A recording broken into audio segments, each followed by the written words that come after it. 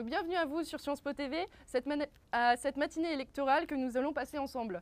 Donc sur ce plateau aujourd'hui, j'ai la chance d'accueillir l'ensemble des principaux chefs de parti. Donc à ma droite, le MoDem, donc avec Antoine Aléritière. Bonjour. Bonjour. Et Nicolas Thomas donc pour l'UMP. Et donc à ma gauche, Amine Barki qui représente le PS et également à ses côtés Adrien Clouet pour le Front de gauche. Bonjour à vous deux. Donc nous savons que ces 2 dernières semaines ont été certainement intenses pour vous tous, puisque depuis le 22 mars, nous connaissons vraiment l'issue de la simulation de vote de l'élection présidentielle au sein de Sciences Po. Donc tout d'abord, retour sur cette seconde journée de vote, ce second tour de l'élection présidentielle à Sciences Po, donc, qui opposait François Hollande et Nicolas Sarkozy. Donc on rappelle tout simplement que Hollande partait avec 32,7% des voix et Sarkozy au premier tour 20,7%. Donc pour cela, Geoffrey Mick et Nicolas Jossa ont réalisé un reportage sur le terrain, donc en salle Elia Lévy, où s'est déroulé justement le vote. Nous les retrouvons là-bas. Bonjour, nous sommes au 56 rue des Saints-Pères pour vous faire vivre le second tour de la simulation des élections présidentielles à Sciences Po. Au premier tour, les élèves avaient voté pour 32% d'entre eux pour François Hollande, 20% d'entre eux avaient voté pour Nicolas Sarkozy. Sciences Po TV va vous faire vivre tout au long de la journée cet événement à Sciences Po. Oui, tu viens de voter pour la simulation des élections présidentielles à Sciences Po. Oui. Pourquoi tu es venu voter? Je pense que c'est important, notamment parce que le fait d'être à Sciences Po, ça serait un peu ridicule de ne pas voter. Puis je trouve que c'est un droit important pour nous. Et puis c'est histoire de voir qui pensent quoi d'une certaine façon. C'est pas tout à fait comme un sondage. Je pense que les gens ils vont avec un minimum de sérieux. Est-ce que justement c'est représentatif pour toi de ce que pensent les élèves de l'école? J'ai pas confiance à 100%. J'ai des amis qui vont pas sérieusement, donc je vois pourquoi les autres iraient en affichant leurs vraies convictions. Et est-ce que ça te semble utile cet événement? Oui, ça me semble assez utile parce que en tant qu'étudiante de Sciences Po, j'estime qu'à force d'étudier la science politique, il faut à un moment qu'on prenne aussi un engagement et qu'on se décide finalement sur tous ces programmes. Est-ce que tu as voté au premier tour? J'ai pas voté au premier tour malheureusement, j'étais pas au courant qu'il y avait cette simulation. De communication. Et est-ce que ça te semble représentatif des résultats de l'ensemble de ce que pensent les élèves? Je le vois plus comme un sondage parce que je pense que déjà à 2 mois de la campagne, on n'est pas tous engagés. À 2 mois du terme de la campagne, on n'est pas tous engagés, on n'est pas forcément tous décidés. En parlant avec mon entourage sur ce piste, je remarque que les gens sont encore assez indécis. Donc finalement, c'est plus une température prise du mouvement actuel. Tiffany, pourquoi vous êtes allé voter au 2e tour de la simulation des élections? Faire un acte citoyen, c'est une bonne... En solidarité avec l'organisation? Un peu, oui. Est-ce que selon vous, c'est représentatif de la France? C'est les questions que je leur ai posées. Oui. Et vu que ça a été organisé quand même, j'ai l'impression que plus par un parti qu'un autre, à mon avis, ça sera pas du tout possible. Et les gens qui vont voter sont surtout des militants ou il y a de tout Je pense qu'ils ont fait appel à leurs militants, mais moi je suis passée là par hasard et à mon avis, il y a pas mal de gens qui voient ça et qui se disent...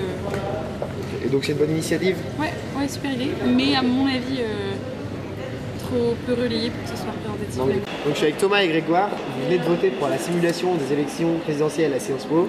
Est-ce que c'est une bonne initiative?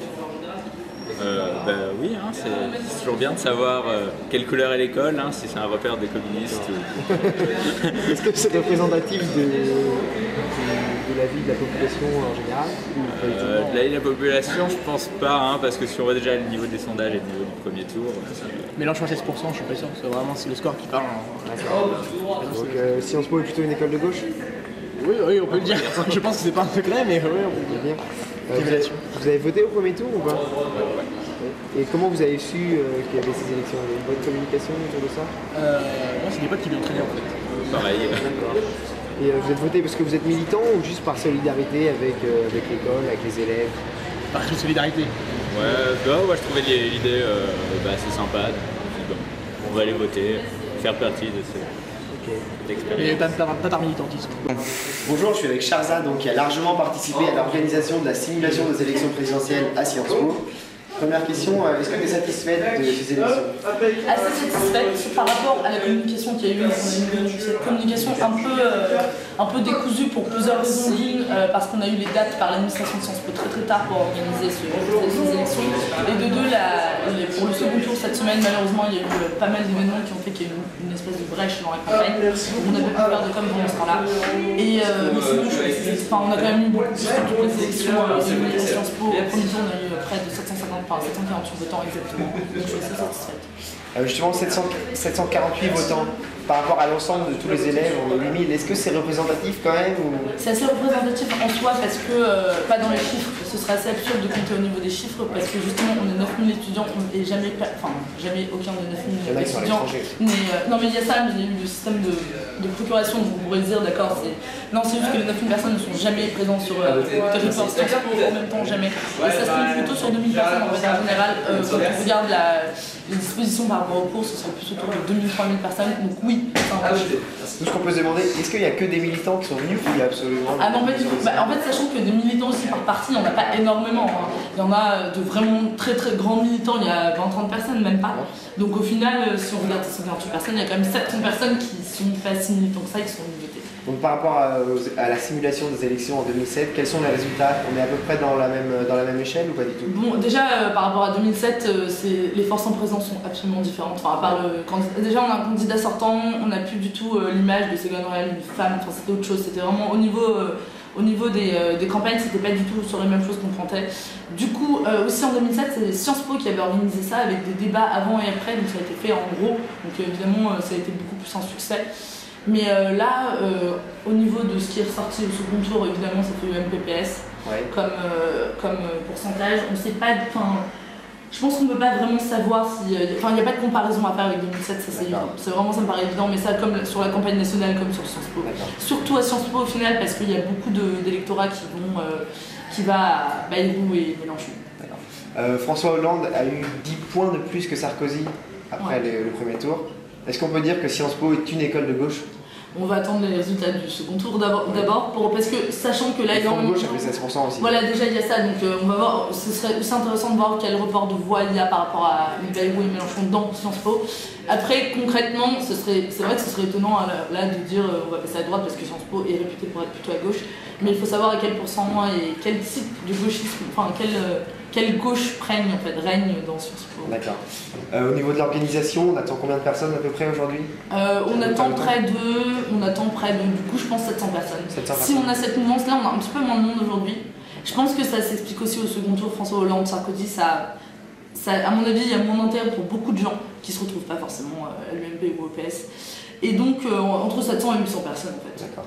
Voilà. Merci beaucoup Sharza et bravo pour l'organisation. Merci. Donc, retour sur ce plateau, et les résultats sont les suivants. Donc, François Hollande serait nommé président avec 63,6% des voix. Nicolas Sarkozy, lui, récoltant 36,4% des voix. Donc, alors qu'une malédiction de 2007 pèserait ou non, Hollande a recueilli quand même tout de même 2 tiers des suffrages au second tour, nous laissant entrevoir justement un report des voix plutôt favorable à François Hollande. Donc on peut présager une malédiction puisqu'en 2007, la simulation de vote, comme vous le savez certainement à Sciences Po, annonçait Ségolène Royal présidente. Donc je me tourne maintenant vers vous. Donc face à ces visions plutôt opposées qu'on a vues au sein du reportage, donc il faut tout de même rappeler que le nombre de suffrages exprimés était de près de 600 cette fois-ci, alors qu'au premier tour, c'était de l'ordre de 750. Donc ça fait environ 6% et 8% de participation. Donc on peut vraiment se demander quelle est la représentativité réelle de ces élections et est-ce que ces élections sont véritablement valables. Donc justement, je vais vous poser la question. Donc n'avez-vous pas l'impression que la campagne ne prend pas vraiment au sein des murs de Sciences Po? Est-ce qu'il y a un certain désintérêt des étudiants? Je vais te donner la parole. Un certain désintérêt des étudiants, je pense pas, parce que nous qui sommes tous militants, qui ont des activités sur le terrain, quand on parle avec les gens, ils sont forcément intéressés par l'élection présidentielle, je veux dire, ça les intéresse quand même. Après, en matière d'engagement véritablement militant au sein des structures, des partis à Sciences Po, je pense oui qu'il y a un réel déficit qui se creuse tout au long des années. C'est-à-dire on voit de moins en moins de gens engagés, qui sont prêts à donner de leur temps pour la politique. Et moi, je trouve ça un peu dommage puisque bon, on est quand même à l'école libre des sciences politiques. À Paris, il y a beaucoup d'opportunités d'aller à des meetings, de travailler pour des parlementaires, de se mettre dans ce grand bain qu'est la politique. Et je pense que c'est un peu dommage pour les étudiants Sciences Po. C'est mon avis. Hein. Après, chacun évidemment est libre de gérer ses études comme il l'entend. Mais moi, je pense qu'il y a des opportunités à ne pas manquer pour les étudiants. Quel est ton avis justement Vous avez soulevé un grand problème. 6% de participation lors de ce scrutin. Je crois que cela traduit très clairement un désintérêt profond au sein de notre école. Mais cela reflète aussi, je crois, l'opinion en général dans notre pays. qui ne se reconnaît pas dans cette campagne parce que les problèmes de fond ne sont pas abordés, parce que deux partis ont le monopole de cette campagne et bien évidemment les Français veulent voir autre chose. Et je crois qu'à Sciences Po, on a le devoir, nous, représentants des partis politiques, de susciter l'intérêt pour cette campagne, de débattre. Et c'est ce que nous faisons au Mouvement démocrate à Sciences Po. Et justement, qu'en penses-tu, Amine? Alors d'abord, on voudrait se féliciter pour le score, le très haut score de François Hollande à cette élection, qui a fait plus justement que Ségolène Royal en 2007. Et on trouve qu'il y a quand même une certaine unité de la gauche au sein de Sciences Po, puisque le report de voix a été très massif envers François Hollande de la part de l'ensemble des partis de gauche. Mais est-ce que tu à Sciences Po. Tu as pas l'impression Concernant le taux de participation, on ne s'attendait pas à beaucoup plus que ça. C'est vrai qu'on a essayé de lancer d'abord au sein du Parti socialiste l'organisation de cette élection en y associant tout le monde. Ça a été fait pour le premier tour assez rapidement. Et compte tenu du fait qu'on n'a eu que 48 heures avec les conditions que nous ont posées l'administration, je pense que 750 votants pour le premier tour, c'est déjà un gros score. D'accord, donc c'est pas spécialement une décision. Non, parce compte tenu des conditions on a eu du mal. du scrutin, moi je pense que c'est satisfaisant ce chiffre, 750. Compte tenu que l'événement Facebook a été créé quasiment la veille, que des gens aillent voter prennent de leur temps, deux jours avant. On a essayé de faire le maximum de communication, mais c'est vrai que tous les étudiants n'étaient pas au courant, sachant que quand on dit 6%, on prend vraiment la totalité des étudiants de Sciences Po. Or, la plupart... On part sur une base de 9500 élèves. Voilà, mais même 9500 élèves. Ça veut rien dire parce qu'il y a des gens qui n'étaient même pas au courant. Il y a des gens qui n'étaient même pas au courant qu'il y avait l'élection. Il n'y a pas 9000 qui n'étaient pas là. Et donc justement, Adrien, que penses-tu justement est-ce qu'il y a eu une participation suffisante au niveau du front de gauche? Est-ce que tu as un retour? Une participation suffisante, évidemment, on ne peut que se réjouir si le score est plus élevé. Ensuite, sur l'engagement militant en général, au front de gauche, nous, on constate un discours exactement inverse à celui du MoDem, donc peut-être que ça tient plus à la campagne menée par le MoDem qu'à des choses nationales. De notre côté, nous avons des nouveaux adhérents régulièrement, chaque semaine, des gens qui viennent chez nous. Bon, le score au niveau national monte. D'ailleurs, je me réjouis du fait qu'au premier tour à Sciences Po, finalement, ce premier tour à Sciences Po est préfiguré les sondages en mettant Jean-Luc Mélenchon 3e de cette élection à Sciences Po au premier tour, ce qui est arrivé depuis ce matin. Le résultat du sondage BVA, exactement. 14% justement de vote favorable pour Mélenchon. Exactement, donc bon, nous on s'est réjouis au premier tour évidemment de préfigurer finalement cette évolution du scrutin. Ensuite, sur la réaction des gens, que ce soit dans nos tractages quotidiens en péniche, dans les réunions publiques hebdomadaires que nous organisons à Sciences Po, il y a un accueil tout à fait bon, un intérêt très fort des gens pour cette élection, donc non, je ne partage pas le discours pessimiste. Je voulais savoir... Je voudrais dire juste un mot sur le score Nicolas Sarkozy, vu que Amine a commenté sur François Hollande.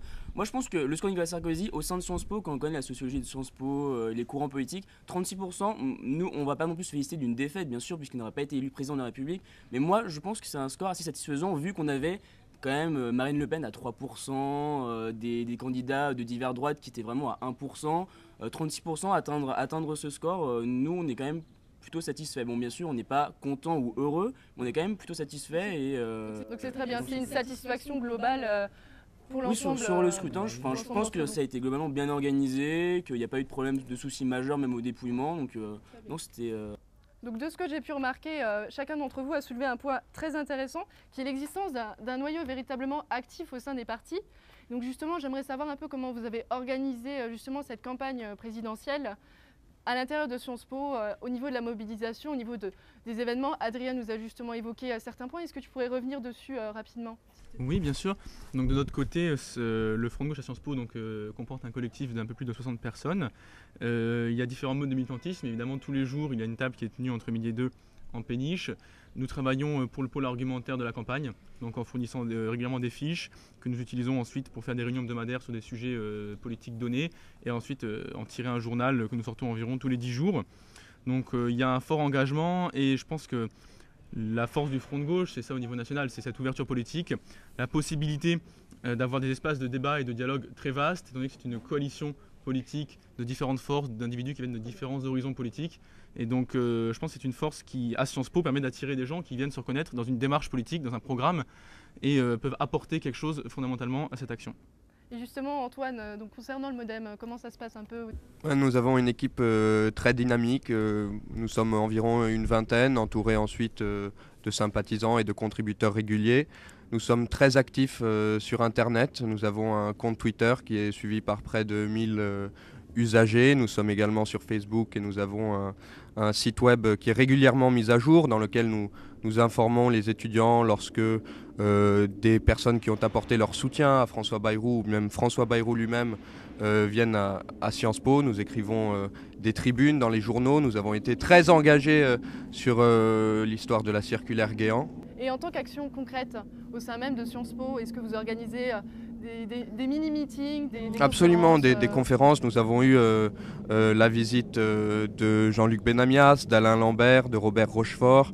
On fait en sorte de faire vivre le débat autant que faire se peut. D'accord. Et donc toi, Amine, de ton côté, au niveau du PS, comment ça se passe? Au niveau du Parti socialiste à Sciences Po, on est très fiers d'avoir plus de 200 adhérents, dont 70 adhérents très actifs. On communique beaucoup au sein du Parti socialiste via Facebook, le groupe Facebook, pour pouvoir coordonner nos actions. On a aussi un journal et un site web régulièrement mis à jour. Mais nous, ce qu'on préfère aussi, c'est ne pas se centraliser sur Sciences Po. Certes, on est la section du Parti socialiste à Sciences Po, mais Sciences Po, ce n'est pas un îlot au milieu de nulle part. C'est dans un quartier, dans un arrondissement, dans une ville. Et on milite beaucoup pour les candidats, notamment législatifs, dans la 2e circonscription et la circonscription de Capucines-Doux au sein de Paris, pour pouvoir justement apporter notre main-d'œuvre, notre soutien et notre apport dans la campagne. Et donc du coup, on ne reste pas focalisé sur Très bien. Sur Sciences Po. Est-ce que justement l'UMP, représenté par toi, Nicolas, essaie justement de garder cette perspective plus nationale, de s'inscrire dans un arrondissement au-delà de l'activité au sein même de Sciences Po? Oui, non, mais bien sûr, comme dit Amine, Sciences Po n'est pas un îlot isolé, ça fait partie d'une ville, d'une campagne nationale. Mais revenons à Sciences Po, si on le veut bien.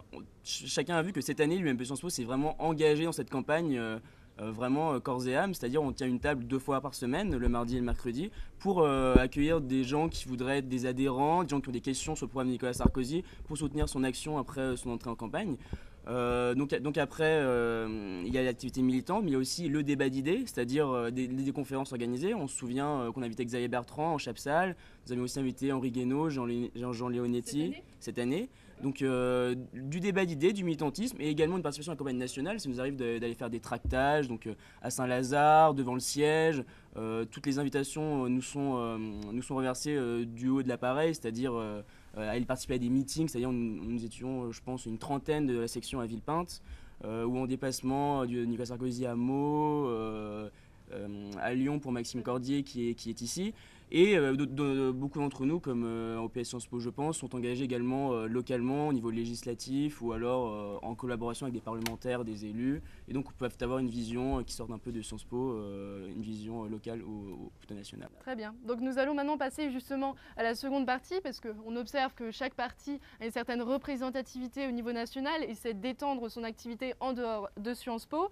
Donc au niveau national à présent, donc nous sommes à l'issue d'une semaine particulière dans la campagne. Donc après la tuerie et la tragédie de Toulouse et de Montauban, Nicolas Sarkozy a appelé à une trêve de 2 jours dans la campagne pour recourir à une unité nationale et véritablement créer un certain respect autour du deuil national. Donc chacun de vos candidats respectifs a adopté un comportement différent par rapport au drame et à la campagne électorale. Donc Nicolas Sarkozy a voulu reprendre de la hauteur et incarner un président de la République en responsabilité. François Hollande, quant à lui, a voulu montrer également sa hauteur en respectant la trêve et en se rendant à toutes les commémorations. François Bayrou, quant à lui, et Jean-Luc Mélenchon ont quant à eux eu des réactions différentes. François Bayrou a remplacé son meeting du lundi par une conférence de réflexion au cours de laquelle il a suscité des réactions vives de ses opposants politiques. Il lui a été reproché d'utiliser cet événement justement, et tu dois le savoir très certainement, pour faire un diagnostic des causes du mal de la société. Donc on se souvient notamment de la réaction cinglante d'Alain Juppé à ce point-ci. N'ajoutons pas l'ignoble à l'horrible. Donc Jean-Luc Mélenchon, quant à lui, a préféré ne pas interrompre sa campagne au nom d'une résistance morale, intellectuelle et affective. Et pour montrer qu'en toutes circonstances, la vie l'emporte sur la mort. Donc je me tourne maintenant vers toi, Antoine. Donc François Bayrou, est-ce que tu penses qu'en début de semaine, justement, ça a relevé d'une faute la création de cette réunion de réflexion vis-à-vis du comportement des autres partis? Alors, je commencerai d'abord par rendre hommage à titre personnel et au nom, je pense, de tous, aux victimes et aux forces de l'ordre pour leur travail exceptionnel. Maintenant, François Bayrou, je pense, fait l'objet d'un faux procès. Le recueillement, et la campagne de François Bayrou a été bouleversée par cet événement, le recueillement n'empêche pas de réfléchir, de discuter avec les Français. Je crois que François Bayrou a le mérite et le courage de poser les bonnes questions. Et si nous ne les posons pas, je doute que le problème puisse être résolu. Donc tu penses que cette conférence de réflexion était tout à fait justifiée? Absolument, nous avons reçu un grand nombre de messages de soutien de la part des Français qui s'interrogent face à ce drame. Et je crois que c'était une attitude très digne et de dialogue. D'accord, donc tout à fait. Donc maintenant je vais passer la parole à Adrien. Donc le candidat que tu représentes a également adopté une certaine position. Cette affaire, notamment Montauban, Toulouse, donc cette affaire a éclaté le lendemain justement du discours de Jean-Luc Mélenchon à la Bastille, un discours réussi, donc une influence notable. Donc est-ce qu'on peut dire que finalement cet événement a un peu coupé l'élan de la dynamique que Jean-Luc Mélenchon voulait influer à l'ensemble de son mouvement? Non, je ne pense pas. L'événement a parlé pour lui-même. Ensuite, notre position a toujours été claire, elle est de continuer la campagne et de laisser la commémoration de manière privée aux parents des victimes et ne pas s'ingérer dans le rapport des familles à leurs propres victimes. Donc bon voilà, ils doivent pleurer leur mort de manière privée, nous n'allons pas nous ingérer dans leur peine et leur souffrance. Ensuite, cette question de l'unité nationale qui a été posée après, il me semble qu'elle a été brisée par certains mouvements qui veulent justement jouer sur cet épisode, sur ce drame, pour ressortir des lois sécuritaires, des référendums sur la peine de mort ou autres thématiques politiques, à mon avis, assez nauséabondes et qui sont là, qui étaient gardées comme prétexte dans un chapeau et n'attendaient qu'un drame pour se déployer en pleine campagne présidentielle. D'accord, on entend bien ta voix. En tout cas, j'aimerais vous poser une question à l'ensemble d'entre vous. Qu'est-ce que vous pensez que, donc, face aux réactions divergentes de ces différents candidats, est-ce qu'il y aurait une sorte d'avant-après Toulouse-Montauban? Donc je vais te passer la parole. Alors oui, on est face à des drames qui sont très lourds et qui ne sont pas seulement du ressort de la sphère privée. Des questions et des situations sont posées à l'ensemble des Français aujourd'hui.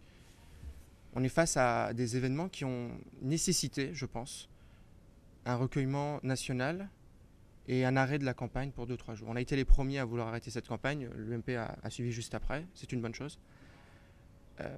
Et en même temps, on comprend aussi que certains veulent continuer pour poser les questions. Alors le but ici, c'est pas de savoir si c'est bien d'arrêter la campagne ou pas, c'est de savoir est-ce qu'on va pouvoir poser les bonnes questions. Et je pense que là, on est en train de le faire. On l'a vu lors de la cérémonie en hommage aux militaires morts à Montauban, que l'ensemble des candidats étaient présents. C'est une bonne chose et c'est ça qu'on essaye de... Très bien. Donc juste encore une petite dernière question. En un mot, selon vous, est-ce que cet événement donc, tragique comme on l'a vu va profiter à l'un ou l'autre des candidats?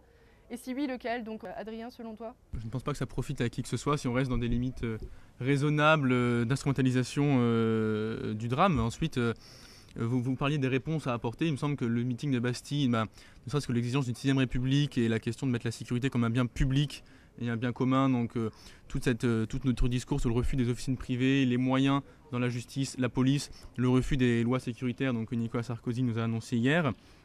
D'ailleurs, une loi qui existe déjà, accessoirement, mais donc qu'il veut nous réinventer en ayant loupé le coche une première fois, ne semble pas être à la hauteur de l'événement et il me semble que ce drame nécessite tout simplement une réflexion de fond et pas une agitation rapide. Oui, donc rapidement, Nicolas, qu'est-ce que tu en penses? Rapidement, moi aussi, je voudrais rendre hommage à l'action des hommes du RAID et toute ma sympathie, bien sûr, aux victimes et à leurs parents. Mais je voudrais quand même m'adresser à Adrien et dire attention à toute instrumentalisation, c'est-à-dire on va pas utiliser ce drame pour critiquer les uns et les autres, pour dire tel va sortir telle loi sécuritaire, ça profiter à tel. C'est clair. Selon moi, ça a été annoncé hier les mots en question. Selon moi, cet événement, comme a dit Amine, j'ai beaucoup aimé son intervention, pose des questions, il faut y répondre, chacun a sa réponse, mais attention à critiquer telle ou telle son attitude par rapport à celle-là. Je pense que chacun a une attitude digne. À part, je voudrais quand même profiter de cette tribune pour dénoncer, c'est pas au nom du PS, mais l'attitude et le tweet de Jean-Jacques Urvoas qui avait critiqué l'action des hommes du raid, ou de Jérôme Gage, ou encore de Julien Drey qui a critiqué le show hollywoodien. Je pense que dans cette action qui relève quand même d'une personne, donc du terrorisme, du fondamentalisme, des questions sont posées, mais attention à dénoncer un climat malsain ou des digues qui tombent. Non. Cela n'a rien à voir avec l'action d'un homme. Quand on pose des questions, on ne peut pas faire de politique sur un drame comme ça. On doit être capable de remettre en cause certaines choses. Non, mais ça, dans cette situation, il y a des choses qui doivent être remises en question. Je l'ai dit moi-même. Et donc le tweet du responsable sécurité du Parti Socialiste pose l'une de ces questions. Très mal. C'est-à-dire, très mal, mais en tout cas, elle pose toutes ces questions. Lui-même, d'ailleurs. Il pose les questions. Donc, est-ce que vous pourriez justement rappeler ce tweet à nos téléspectateurs, à nos internautes, pour qu'on fixe réellement le cadre? Jean-Jacques Urvoas a tweeté « Si je comprends bien, les hommes du raid ne sont pas capables d'aller chercher une personne seule en 30 heures dans un appartement. » Ça s'inscrit dans une perspective plus globale. C'est-à-dire qu'on était là, moi c'est la ville de Toulouse, je connais très bien, j'ai vécu très longtemps là-bas, je connais un peu le quartier et je sais que c'est quand même assez bizarre, il faut le dire, qu'on ait mis autant de moyens et qu'on n'ait pas réussi à faire quelque chose de manière plus rapide. Et en plus la fin est tragique. Mais attendez, vous vous rendez compte du fou dangereux qu'il y avait? 300 douilles, des armes de guerre. Fixons tout de même un certain cadre. Il faut savoir que nous n'avons pas l'ensemble des informations actuellement sur le véritable déroulement de la situation. Mais je vous remercie en tout cas d'avoir répondu à l'ensemble de ces questions. Donc nous allons passer à présent à la seconde partie. Donc merci à vous Adrien, merci à toi Amine, merci à toi Aurélien et également Nicolas. Merci de m'avoir invité. Merci à vous et nous allons passer à la seconde partie.